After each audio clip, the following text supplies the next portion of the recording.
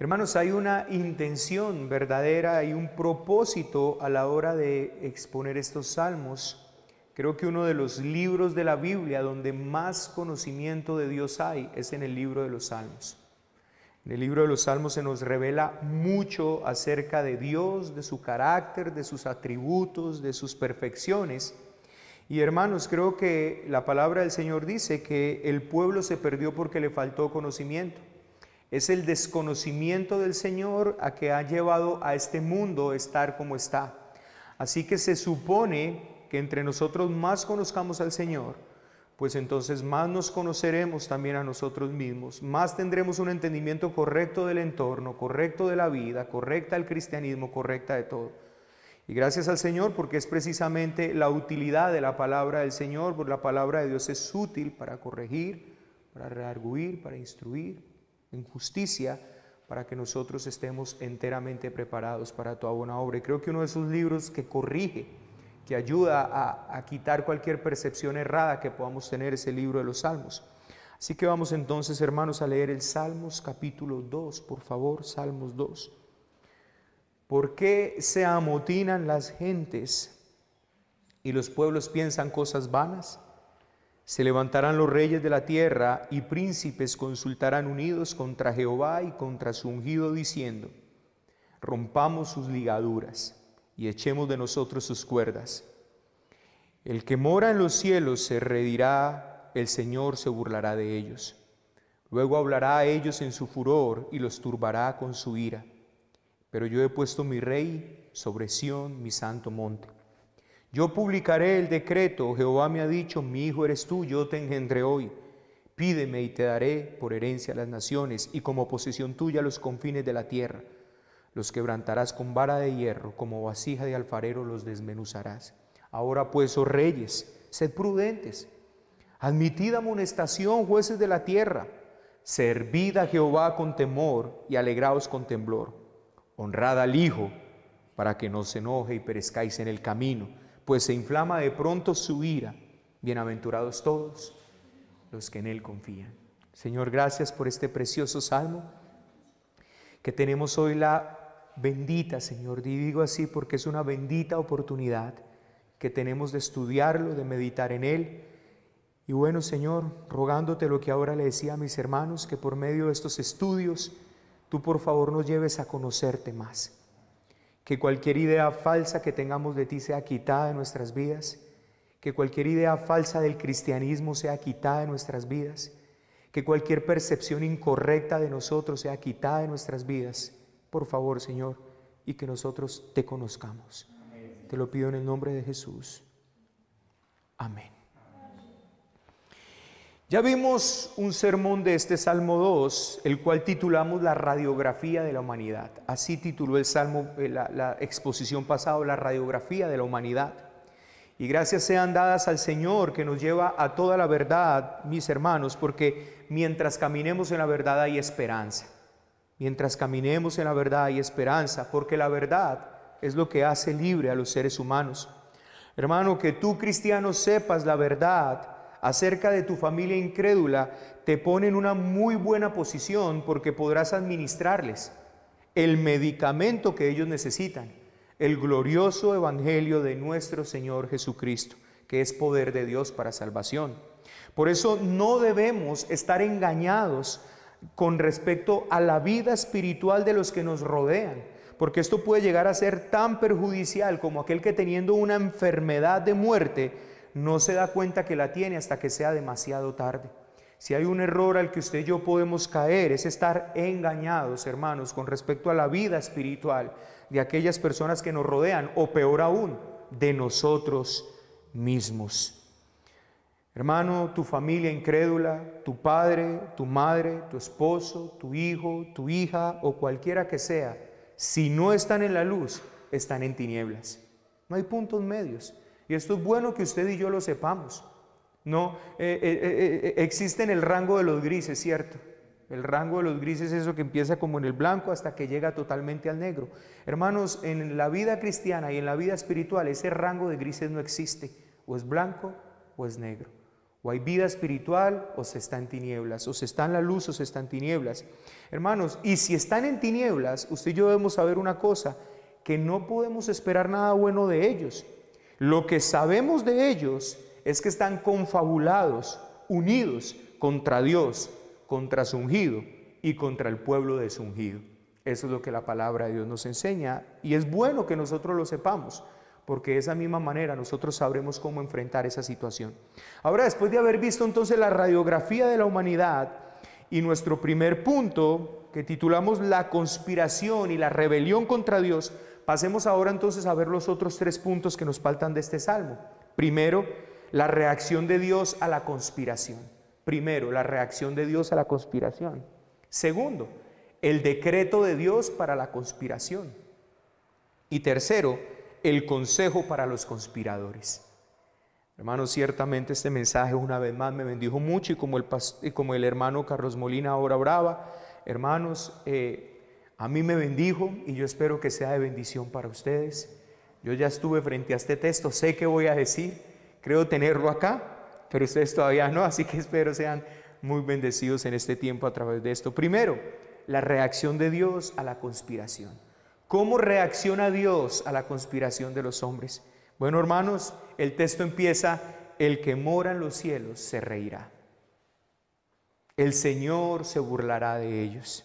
Luego hablará a ellos en su furor y los turbará con su ira. Pero yo he puesto mi rey sobre Sión, mi santo nombre. Mi santo monte. Así reacciona Dios, hermanos, ante la conspiración de los inicuos, de los malvados. En la primera sección de este salmo hemos visto cómo los hombres rechazaron al ungido de Dios. Vimos cómo Pedro acuñó este salmo a cómo mataron a nuestro Señor Jesucristo. Se unieron Herodes, Poncio Pilatos y todos ellos contra Dios y contra su ungido, e hicieron con él todo lo que quisieron. Pero no pudiéndolo hacer solamente con él, ahora querían, no terminando de hacerlo solamente con él, empezaron a hacerlo con el pueblo. Ya vimos cómo es que los hombres obran. Ya vimos, hermano, que el creador del mundo es rechazado por los hombres que él mismo ha creado. Eso es lo más tremendo, mis queridos hermanos, que en esta creación hay algo que se revela abiertamente contra su creador, el hombre, el ser humano. Ahora, ¿cómo iba a reaccionar Dios frente a esta terrible ofensa? ¿Se resignaría y olvidaría a este mundo dejándolo simplemente a su propia suerte? Por supuesto que no. Dios no se iba a cruzar de manos e iba a dejar que el mundo siguiera así. Ahora, en esta segunda sección del Salmo hay un cambio de escenario. En la primera parte nos ha indicado el asunto que ocurre en la tierra, cómo es que los hombres de la tierra se rebelan, se confabulan, se unen. Pero en esta segunda parte el texto nos va a mostrar qué sucede en el cielo. El texto nos va a decir: el que mora en los cielos se reirá de ellos. Ya vimos el escenario terrenal, se confabulan contra Dios, contra su Cristo, contra su pueblo. Ahora, ¿cuál es el escenario celestial? A Dios eso no lo inmuta. Dios se reirá de ellos. Hermanos, el que mora en los cielos, hay una gran distancia entre Dios y el hombre. Note que el texto empieza diciendo el que mora en los cielos. Es como si quisiera llamar nuestra atención sobre algo. Dios, ese soberano y Señor, el que mora en los cielos. Dios se encuentra en su trono gobernando y no existe ninguna alarma de pánico en el cielo a causa de esta rebelión humana. No existe. Qué tremendo es nuestro Dios, hermano. Esa conspiración que hay en esta tierra a Él no le altera, no le inquieta a Dios absolutamente para nada. No es como lo que vemos que pasó en Estados Unidos, y según nos contó CNN, que hubo unas revueltas y que hubo una rebelión precisamente en estos días contra el gobierno estadounidense, y se pusieron fuera de la Casa Blanca en Washington, y el servicio secreto le recomendó por favor a Donald Trump que se pusiera en el búnker junto con su familia. Ante una rebelión humana, los reyes de esta tierra se estremecen, pero el Dios del cielo no se inmuta. Se reirá de ellos. Hermanos, Dios está sentado en el cielo, tal como dice el Salmo 11:4. Dice: Jehová está en su santo templo. Salmos 11:4. Jehová está en su santo templo. Jehová tiene en el cielo su trono. Y mire lo que dice: sus ojos ven sus párpados examinan a los hijos de los hombres, y ante la rebeldía y ante el odio humano, Dios permanece inamovible en su trono. Nada ni nadie puede cambiar esta situación, y esto es bueno que usted y yo lo sepamos. De hecho, hermanos, cualquier intento de parte de la humanidad de rebelarse contra Dios es irrisorio. Es completamente irrisorio. ¿Qué es el hombre frente al Dios todopoderoso y eterno? El profeta Isaías expresa con claridad el juicio que usted y yo deberíamos hacer ante estas rebeliones. Mire lo que dice Isaías capítulo 40, versículos 23 al 24. Isaías 40, 23 al 24 dice: Él convierte en nada a los poderosos.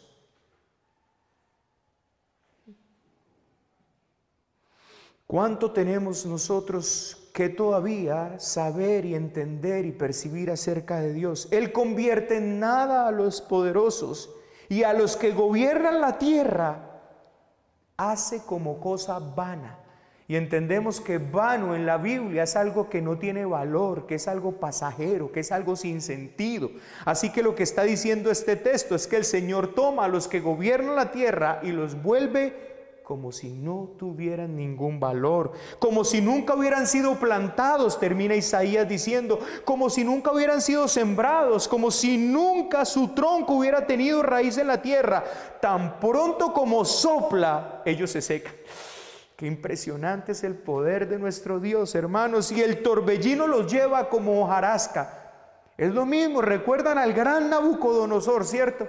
Ese gran Nabucodonosor, ese hombre tan poderoso, ese hombre que se hizo una estatua, ese hombre que conquistó al mundo conocido, y de pronto se levanta y mira, y esto es lo que yo he hecho para que el Señor lo hubiese convertido en menos que una bestia del campo, en tan solo un soplo. Dios se burla de la conspiración, hermanos, así es. Esto es lo primero que el texto nos dice, que Dios se reirá, que Dios se burlará. Ahora, note el énfasis del escritor. El Señor de las alturas no solo se reirá, sino que además se burlará de ellos. Es una de esas expresiones idiomáticas hebreas de la repetición. Quiere acentuar que esta conspiración es tan absurda que solo produce risa. Hermanos, esta conspiración es como si un grupo de hormigas se unieran para acabar con un elefante que no los deja pasar. Esta conspiración es como el polvo sobre la balanza, que no mueve la balanza absolutamente para nada. Pero le pongo una que seguro nos va a dar más risa todavía. Es como un grupo de niños que se enfrenta contra el ejército de los Estados Unidos con pistolas de agua. Produce risa, ¿cierto? ¿Acaso no sería esta una escena que produciría risa? Ver a un montón de niños con pistolas de agua enfrentando al ejército más poderoso de la tierra. Ciertamente que se vería como un juego de niños, ¿cierto que sí, hermanos? Pues eso es exactamente lo que el escritor está tratando de ilustrarnos aquí. Esto es lo que le produce a Dios la rebeldía de los hombres, que solo desean por medio de sus comportamientos, de sus normas y de sus leyes, emanciparse de Dios. Como cuando un poco de niños vienen y se juntan con pistolas de agua contra el ejército más poderoso de la tierra. Eso es lo que puede provocar eso. ¿Cómo ve uno eso?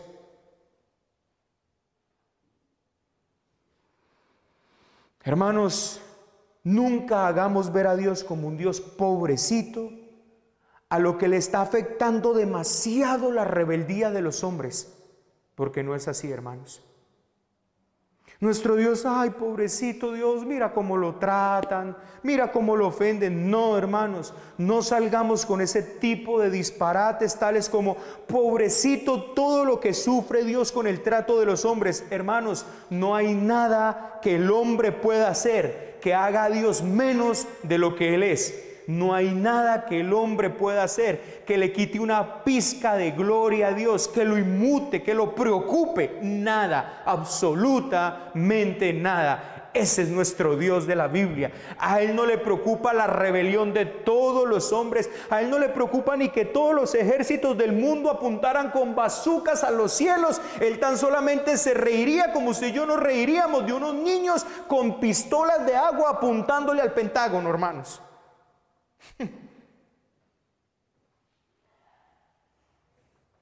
Ni siquiera que pongan todos los Tomahawk, todos los misiles apuntando hacia el cielo, tan solo sería algo irrisorio. Hermanos, por favor, nunca debemos ver a Dios como un Dios pobrecito que está sufriendo por cómo el mundo lo trata, porque ese no es nuestro Dios, ese no es el Dios de la Biblia.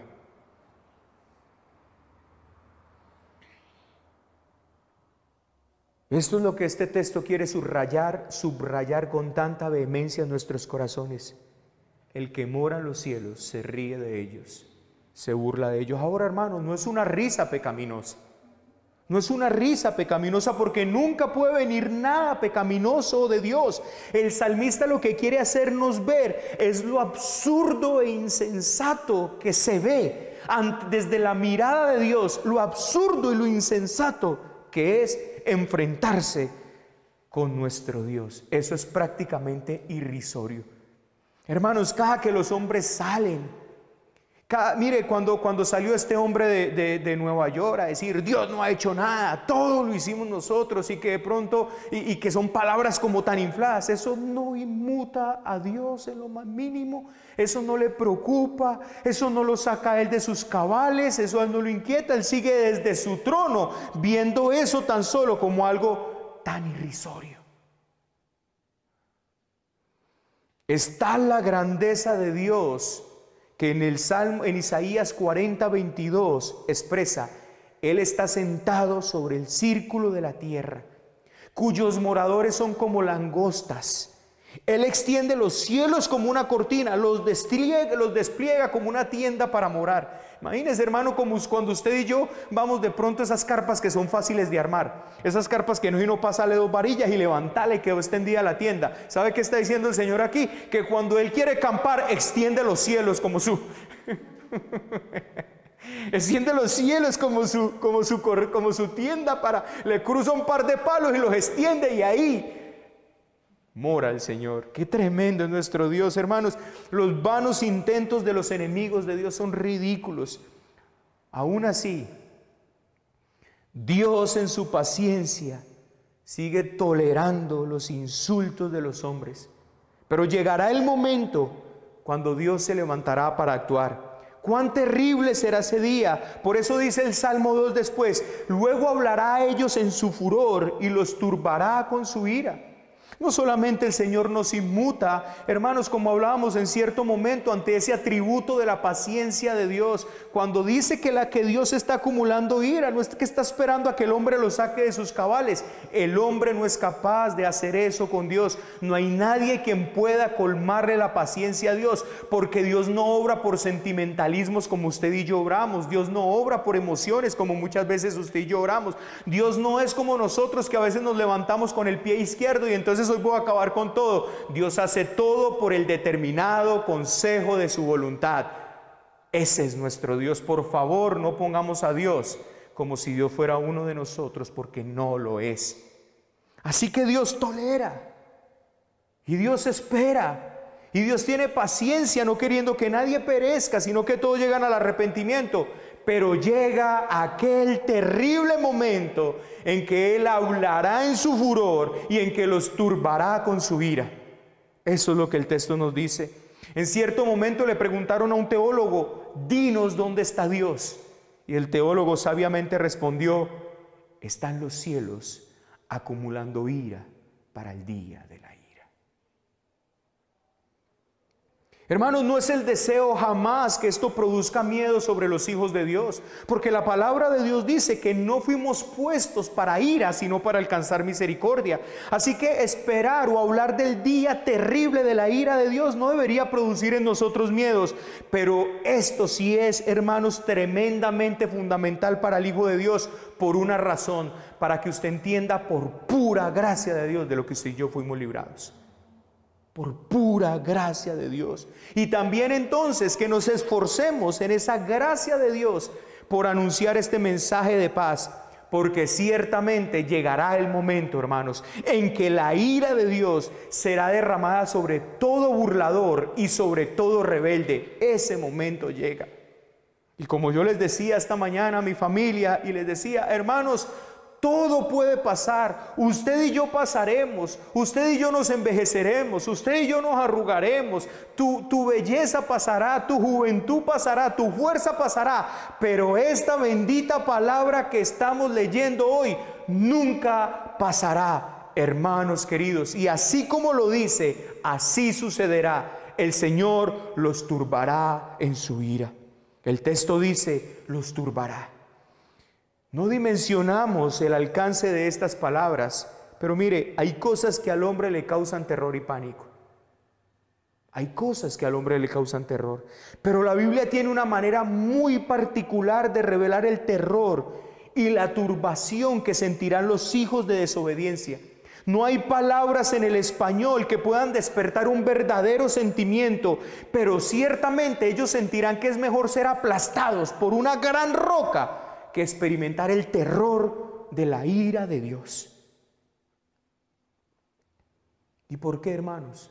Por haber estado ofendiendo toda su vida a un Dios santo y lleno de benevolencia, que mientras ellos lo insultaban, lo ofendían, lo irrespetaban, se le enfrentaban, Él les hacía salir su sol y caer su lluvia. Es muy tremendo lo que este virus ha hecho. Es tremendo. O mejor, es muy tremendo lo que los medios de comunicación han hecho con este virus. Han causado terror y pánico en muchas personas. Muchas personas en realidad tienen mucho miedo. ¡Qué pesar! Pobre gente llena de temor de enfermar. Pero es tal, hermano, su muerte espiritual, que le tienen miedo a algo que es tan pequeño, pero que no temen a aquel que está en los cielos, que en los cielos de los cielos no lo pueden contener. Esa es la muerte espiritual del ser humano. Hermanos, el ser humano está tan muerto espiritualmente que no son capaces de temer a este Dios que los cielos de los cielos no pueden contenerlo, pero los medios de comunicación cogen algo que es microscópico y son capaces de apabullar y aterrorizar a todo el mundo a su alrededor. Es impresionante esto. Ahí se ve este mundo cómo está patas arriba, y ahí se ve la muerte espiritual de este mundo. Temen lo que no deben de temer. Pero mientras ese momento llega, mientras el momento de que Dios derrame su ira viene, Dios ha hecho algo muy importante que garantiza su triunfo final. Yo he puesto a mi rey sobre mi santo monte. Frente a la rebelión humana, hermanos, que quiere quitar a Cristo del gobierno de este mundo, Dios ha establecido a Cristo como Rey soberano sobre todas las naciones. Los hombres tienen sus planes, pero Dios también tiene el suyo. Y este será el que finalmente triunfe. Y esto nos conecta con el segundo punto, el decreto de Dios para la conspiración. El decreto de Dios para la conspiración. Hermanos, y a mí me pareció tan glorioso esto. Ya hemos visto entonces, los hombres se confabulan contra Dios, conspiran contra Dios, y cómo ve Dios la conspiración. Hermanos, la conspiración no es nada para Dios. Dios se burla de eso y en su momento los turbará en su ira. Pero ahora veamos el decreto de Dios para la conspiración. Dios ya eligió quién va a reinar desde el santo monte Sión, versículo 6. Cuando David escribe esto, se refería al nombramiento que Dios le había dado a él para él reinar en lugar de Saúl. Ahora bien, notemos que dice, yo he puesto mi rey sobre mi santo monte, sobre Sión mi santo monte. ¿A qué monte santo de Sión se refiere este texto? ¿Será Jerusalén, aquella ciudad de los jebuseos conquistada por David? Es la pregunta que tenemos que hacernos. Y sin duda que realmente esto no encajaría con lo que sabemos de nuestro Señor Jesucristo, puesto que Él nunca fue coronado como rey en Jerusalén. De hecho, a nuestro Señor no lo pudieron hacer rey allí en Jerusalén. Por el contrario, lo menospreciaron y lo mataron fuera de la ciudad. Por eso decir que la ciudad de Jerusalén de los tiempos de Jesús era la Sión, el monte santo de Dios, no es justo decir eso. Ahora, entonces, ¿de qué Jerusalén estamos hablando? ¿Cuál es la Jerusalén de la que este texto está hablando? Hermanos, la ciudad de Jerusalén, edificada sobre el monte Sión, era únicamente un pobre símbolo de la verdadera ciudad de Dios, la Jerusalén celestial. El autor de Hebreos la describe de esta preciosa manera en Hebreos 12, 22, 24. Hebreos 12, 22, 24. Mire lo que dice: sino que os habéis acercado al monte Sión, a la ciudad del Dios vivo, Jerusalén la celestial, a la compañía de muchos millares de ángeles, a la congregación de los primogénitos que están inscritos en los cielos, a Dios el juez justo de todos, a los espíritus de los justos hechos perfectos, a Jesús, mediador del nuevo pacto, y a la sangre rociada que habla mejor que la de Abel. ¿Qué nos está diciendo este texto, hermanos? Hermanos, el decreto de Dios para acabar con la rebelión, con esta rebelión absurda, es su rey, su ungido, su Mesías. Dios tiene un plan para tratar con la rebelión de las personas, donde su Hijo Jesucristo es el gobernante. Cristo es el rey y reinará para siempre. No el hombre, no el diablo, aunque muy poderoso parezca. No importa los intentos del hombre, Dios ya estableció su rey, y es su rey quien por medio de su obra está terminando las rebeldías en los corazones de los hombres. Hermanos, ¿sabe cuál es el decreto de Dios para acabar con esta rebeldía? El rey, el Mesías, su ungido. Ahora, es bien interesante esto. ¿Sabe por qué? Porque Dios decretó que su Hijo gobernara. Yo publicaré el decreto, dice el texto. Jehová me ha dicho: mi hijo eres tú, yo te engendré hoy. David, cuando escribió estas líneas, sin darse cuenta, estaba apuntando al gobierno eterno de nuestro Señor Jesucristo. David era ese rey temporal que Dios usaría para acabar con la rebeldía. Mire lo interesante de esto. David fue ese rey que Dios levantó para, en medio de ese momento, liberar a la tierra de esa rebeldía que había contra Dios. Por eso el reinado de David fue un reinado de tanta sangre, de tanta violencia, porque David se levantó como este hombre que dice aquí, donde empezó a reinar con vara de hierro, donde empezó a gobernar todo a su paso, donde empezó a someter a sus enemigos, haciendo que todos se rindieran ante su reinado. Por eso es que cuando David le va a hacer casa al Señor, el Señor le dice: no, David, tú no, porque tú estás manchado de mucha sangre, será tu hijo. Y lo que hizo David fue haber traído una paz impresionante sobre Jerusalén, porque precisamente Salomón pudo dedicarse a construir el templo y a todo lo que se dedicó, porque el texto dice: porque tenían paz por todos los lugares. Esa paz que había conseguido David a punta de espada, a punta de guerra, con sus valientes. Este texto de cierta manera está hablando de David, pero tiene connotaciones futuras hacia el verdadero Mesías, hacia el verdadero rey. Esto era solo una señal, una sombra, un tipo. David realmente apuntaba a ese eterno rey que se sentaría no solo sobre la Sión natural, sino sobre la Sión celestial.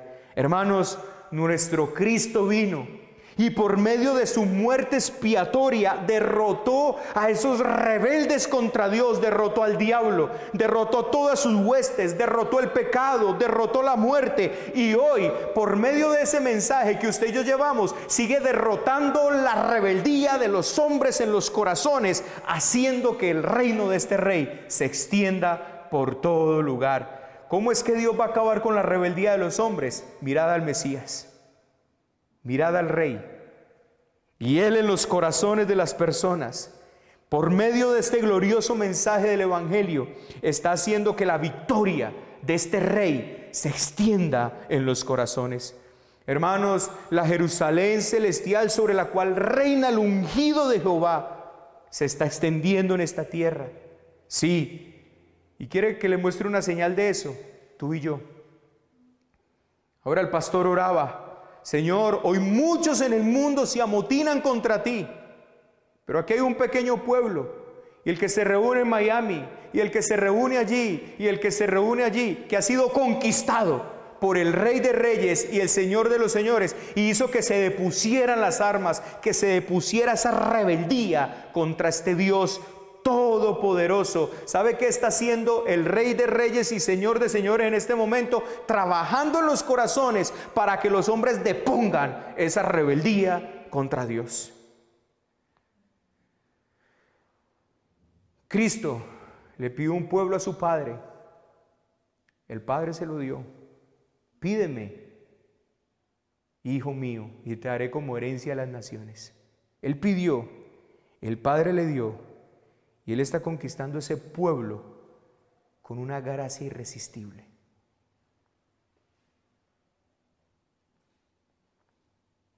Pero todos aquellos que se rehúsen ser conquistados por Él, todos aquellos que rechacen ese poderoso mensaje de buena nueva llamado Evangelio, el mismo Rey que hoy está conquistando con esa poderosa gracia, los quebrantará con vara de hierro y como vasija de alfarero los desmenuzará.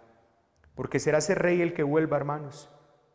Será ese Rey el que veamos cabalgando en las alturas, dice la Escritura, con sus poderosos ángeles con Él, viniendo nuevamente a esta tierra a traer retribución a aquellos que depusieron su rebeldía para con el Señor, pero también a desmenuzarlas como vaso de alfarero, aquellos que hoy siguen teniendo rebeldía en su corazón para con Dios, sabiendo que el Señor dio a su Hijo, a su Rey, a su ungido, y mostró por medio de esto la mayor benevolencia que Dios podía mostrar con estos hombres pecadores contra Él, darles a su Hijo, a su Rey, para que depusieran las armas.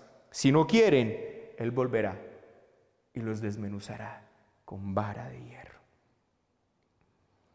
Hermanos, si tú estás en Cristo, tu rebeldía absurda contra Dios terminó.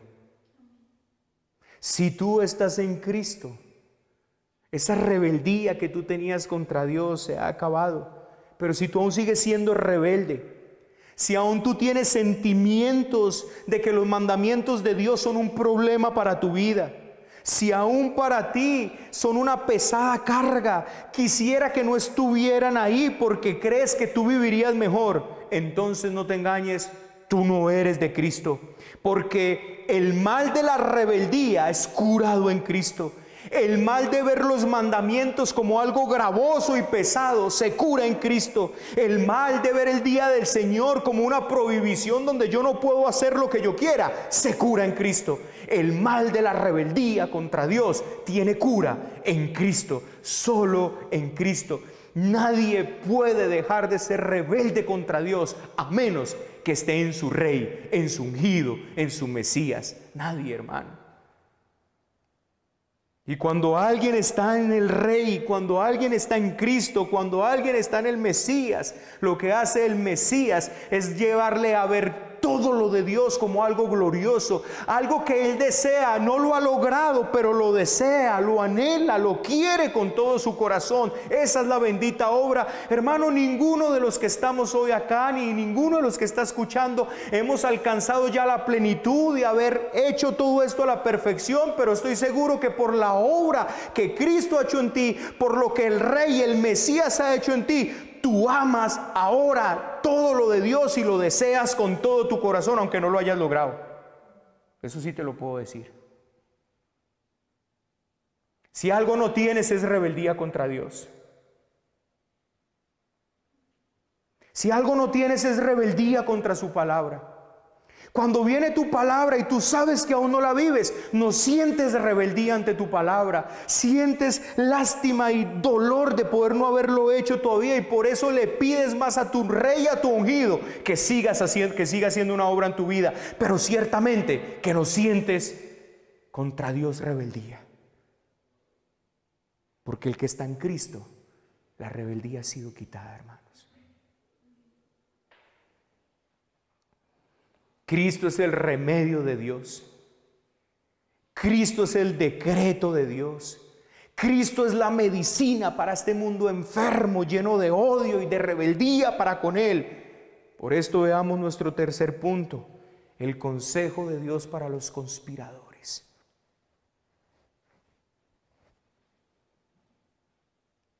Ahora pues, oh reyes, sed prudentes. Admitid amonestación, jueces de la tierra. Servid a Jehová con temor y alegraos con temblor. Honrad al Hijo, para que no os enoje y perezcáis en el camino, pues se inflama de pronto su ira. Bienaventurados todos los que en Él confían. El salmista se dirige ahora, hermano, aquí a los reyes. ¿Y por qué a los reyes? Porque ellos son los que encabezan la rebelión. Porque ellos encabezan el movimiento de rebelión contra Dios. Ellos son los primeros que han de rendirse ante Él. Aunque todos los súbditos del rey deben de hacerlo también, el Señor se dirige aquí de manera especial a los reyes. ¿Por qué? Porque son los reyes por medio de sus leyes, por medio de cómo juzgan, por medio de cómo establecen parámetros en sus naciones que muestran claramente que están en abierta rebeldía contra Dios. Ellos habían decidido levantarse contra el ungido de Dios, deshacerse de sus leyes. Ahora son exhortados a ser prudentes y a cambiar de decisión. Ahora pues, oh reyes, sed prudentes. Admitid amonestación, jueces de la tierra. Qué bueno, hermano, que los jueces de la tierra admitieran amonestación. Pero qué deseo enfermizo tienen los reyes de esta tierra de legislar en contra de Dios, de aprobar leyes en contra de Dios, de aprobar leyes en contra de los mandamientos de Dios. Qué tremendo, hermanos, como los reyes simplemente desean legislar y poner leyes todas completas en contra de Dios y su ungido. Y el texto les está llamando hoy a decir: reconvengan, reconvengan. Es importante, hermanos, subrayar la misericordia de Dios. A pesar de que se mató a su Hijo, Dios todavía extiende su gracia sobre los hombres.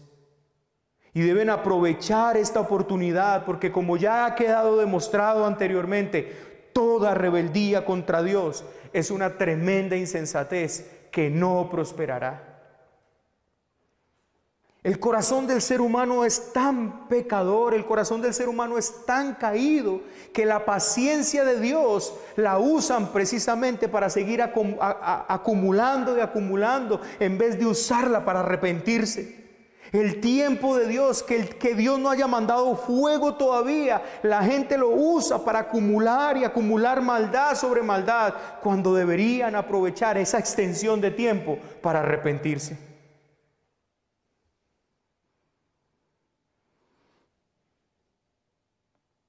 En lugar de seguir rebelándose contra Dios, amigos, deberían someterse a su señorío, vivir de acuerdo a su ley, servid a Jehová con temor, alegraos con temblor. Hermanos, un servicio con temor, en el sentido de reverencia, pero con alegría, porque Cristo reina y porque nosotros tenemos el privilegio de servirle. Hermanos, que usted y yo tengamos el privilegio de servir al Dios de la tierra, a este Dios del que hemos hablado. Que usted y yo tengamos el privilegio de ser sus siervos. Al fin y al cabo, como dice Proverbios 1:7, la única manera sabia y correcta de vivir es obedeciendo al Señor. ¿Qué dice Proverbios 1:7? El principio de la sabiduría, temor de Jehová. Los insensatos desprecian la sabiduría y la enseñanza. Pero se añade aún más: honrad al Hijo.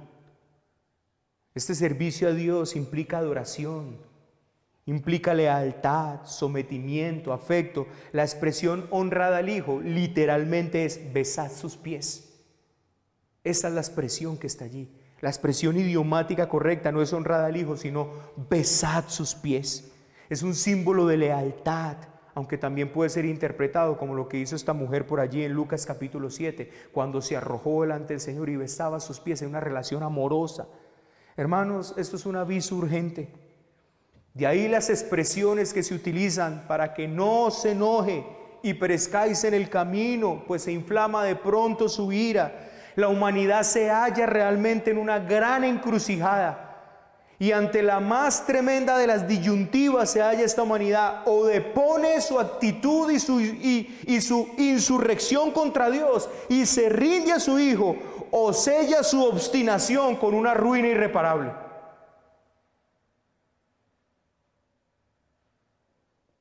Hermanos, esa es la gran encrucijada en la que está esta humanidad.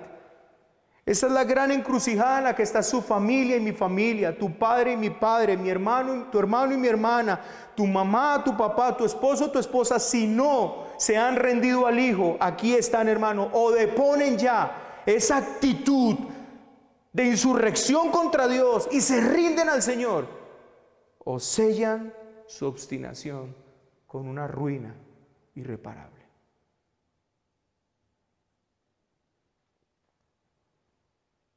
Se trata, por lo tanto, hermanos, de una amonestación con ultimátum. Usted puede decir: ¿quién sabe cuándo vaya a pasar eso? Bueno, hermanos, muchos en la historia han pensado de esa manera, pero les ha sobrevenido como ladrón en la noche. No amanecieron para contarlo. No amanecieron para tener otra oportunidad. No amanecieron para una nueva súplica. No amanecieron. Y la última frase de este salmo nos indica cuál es la decisión correcta. Bienaventurados los que en Él confían. Mire, hermano, mire, amigo, que usted está escuchando hoy, confiar en el Señor es lo más sensato que usted puede hacer en su vida. Así como rebelarse contra el Señor es lo más irrisorio que usted puede hacer en su vida, confiar en Él es lo más sensato, es lo más prudente, es lo más honesto, es la cosa más lógica y más razonable que usted puede hacer. Porque yo quiero que usted mire la manera como Dios ha obrado. Mire la misericordia de Dios, no solamente al mandar el sol, la lluvia sobre ti. Mira no solamente la misericordia de haber dado a su Hijo. Dios ha mostrado de todas las maneras que tiene deseos de paz contigo. Dios tiene deseos de paz con este mundo caído. ¿Y sabe cómo muestra estos deseos de paz? Envió al príncipe de paz a mostrar deseos de paz. Por favor, deponga esa insurrección que tiene contra Dios, deponga esa rebeldía, ten temor de Jehová, humíllate hoy ante Dios, entrégate hoy de todo corazón, pídele a este Rey de Reyes y Señor de Señores que venga a gobernar tu vida, porque Él hará en tu corazón una obra para que acabe con esa rebeldía que tienes contra Dios. Hoy es el día. Estás en una gran disyuntiva, estás en una gran encrucijada, y si no depones tus armas, si no depones esa insurrección que tienes en el corazón contra Dios, tal vez mañana no puedas contar el cuento. Hoy tienes la oportunidad, hoy, mañana no sabemos. Pero lo más sensato que puedes hacer es confiar en Jehová. Bienaventurados los que en Él confían. Oremos.